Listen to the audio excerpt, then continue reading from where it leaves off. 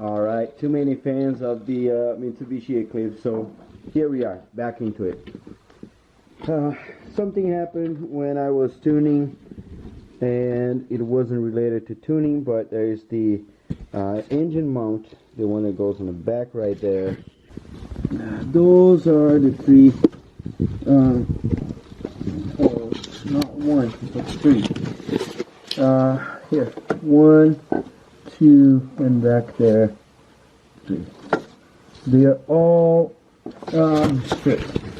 The bolts got stripped and the engine moved, so I can't keep tuning, especially getting on boost, because you know the engine moves and it's gonna just get worse. So I need to fix that.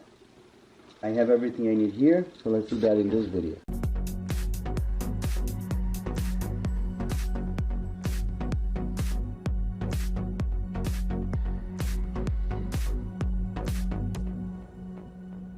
Alright, so we will need to tap the hole into the, I believe that's the transmission, and the engine mount gets in the transmission but is very close to the engine. I believe this is the transmission mount, but you know, I guess there are 2 engine mounts, one here, one there, and 2 transmission mounts, which is one on the back, one here. So the back transmission mount is the one that has a problem now. So we're going to tap it into a M12, what is that again? 1.5. And I got those bolts here. Of course, Ace Hardware store. Man, that thing is awesome. And, I mean, either I take the whole engine out and the transmission and do this, or I'll try to, from the top, using this here, I might be able to do that. I plan to use an extension, which is this guy here, and there you go, boom. And I plan to go down there and slowly keep going back and forth until I reach what I need. I think what the hole we have in there now is M10. We're going to increase this to M12, and let's hope that everything goes well. And if it's not, we know we'll figure something out. Alright, so I guess you can see that's the first hole. I got a little bit of red grease, and it's like a high temperature. It's zoomed in, so you won't be able to see, but I just put a little bit in here, so I can twist it in there in my hands, and I put one bolt on the other hole, so this is free and is ready to roll. So I did a series of adapters in there. You tight 2 turns and go back 1. There you go. Some of the that came out, some, not a lot. Alright, so I'll need to take those bolts out of here. I started already. And take the whole mount, and you know what? It is what it is. The mount is out.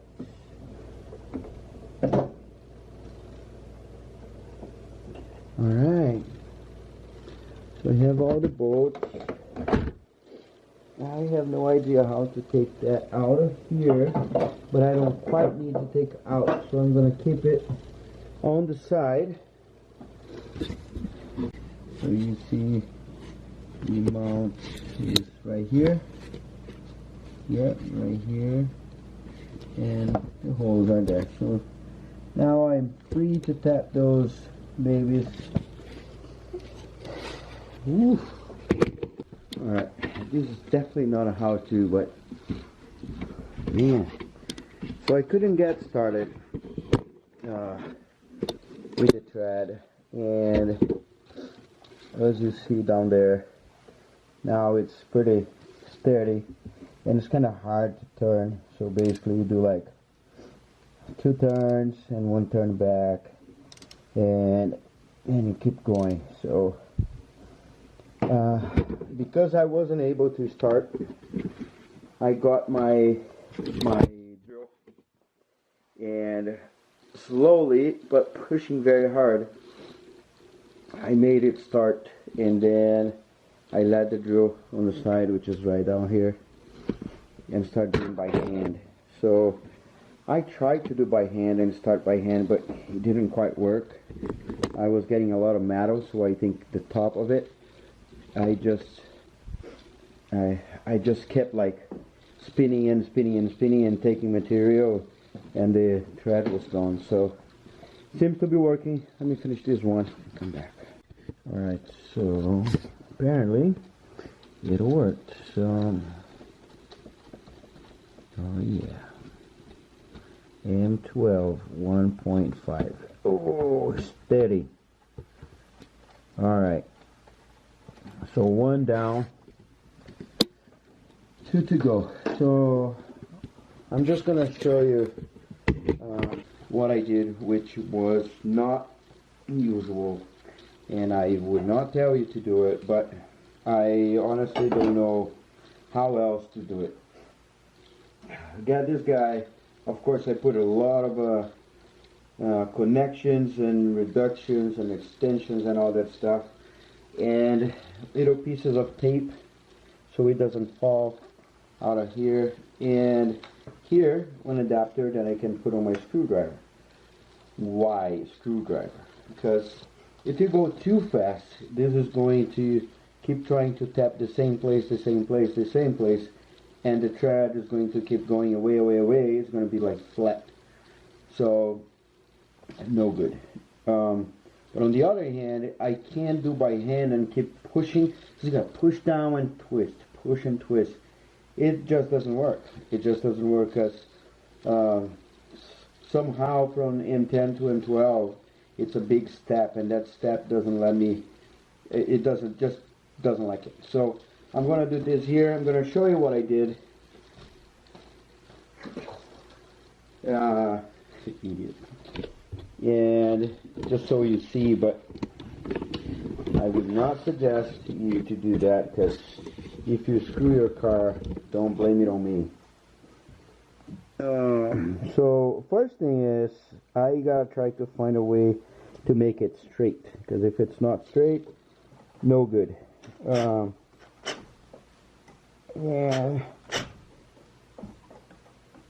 Okay.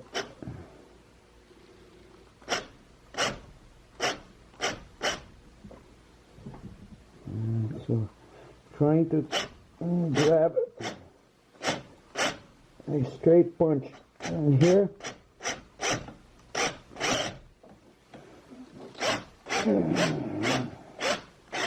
All right. All right. I think I got enough. And so now I'll take that out, and I'm going to use a normal wrench. So I'm going to keep the same everything except screwdriver is out of the way. There you go. So I gotta find a resistance, and if I don't, no good. Yeah, I don't think it's going down.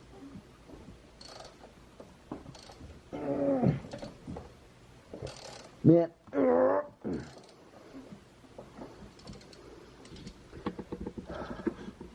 So this is what I'm doing up here, look.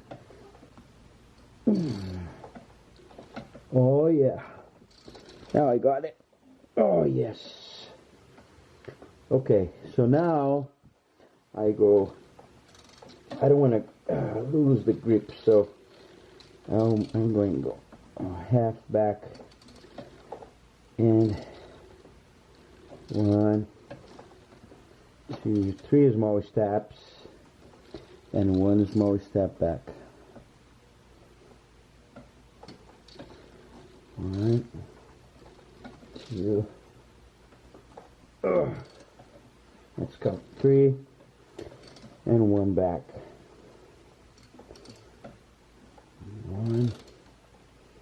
At this point I don't need to push down anymore because I have enough tread pushing it. So that's pretty much it. It's pretty hard. Of course, if you have a machine shop or you're an experienced person, you're going to say this guy is crazy. But you know what? I do what I gotta do, and I don't care. I can deal with the consequences. So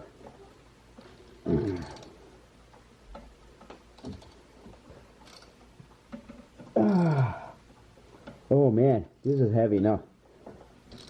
Okay.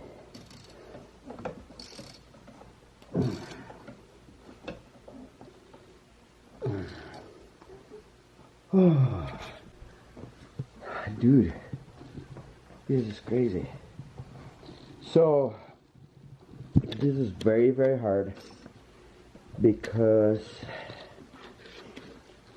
I said that already, but it's incredible how much I mean, if you look, the step is not very big, but tapping it is a lot of work. I could keep going with the screwdriver. Some people say to use this here, and that's what I use on the oil pan when I was tapping the hole in there. But for some reason, I guess because I couldn't start the hole, I kind of don't feel that I can use that thing, and I don't want to risk, because the first one worked without it, and the second one gonna work also. So yeah, so that's it. So we do a little step back. I can barely move in my hands.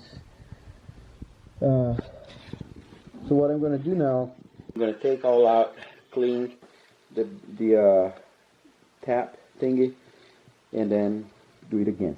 See where it is, and then do it again. Because I don't want to hit the bottom and keep trying, because then worse can happen. Let me finish it. And there you go. So I hope you can see the thread in there.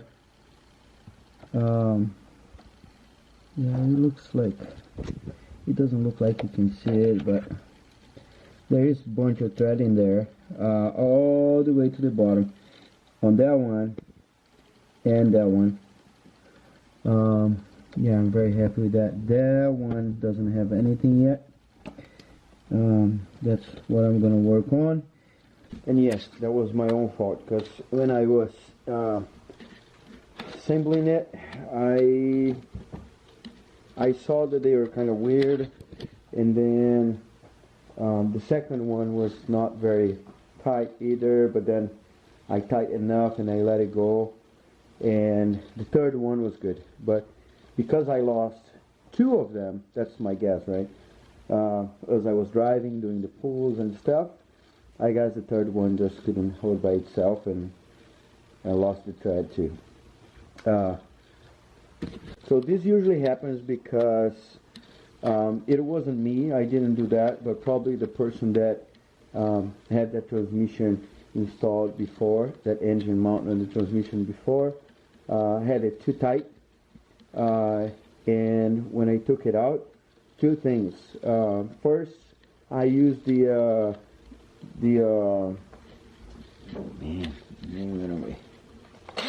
dang, this baby here, and I think I should at least break it with breaker bar, and then give it with the with that gun.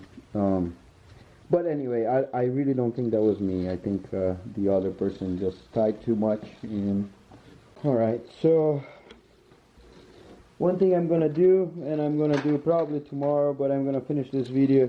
I just want to show what was wrong, what I'm doing, and we gotta go back to tuning this car. So with this done, we can hop in the car again and start tuning.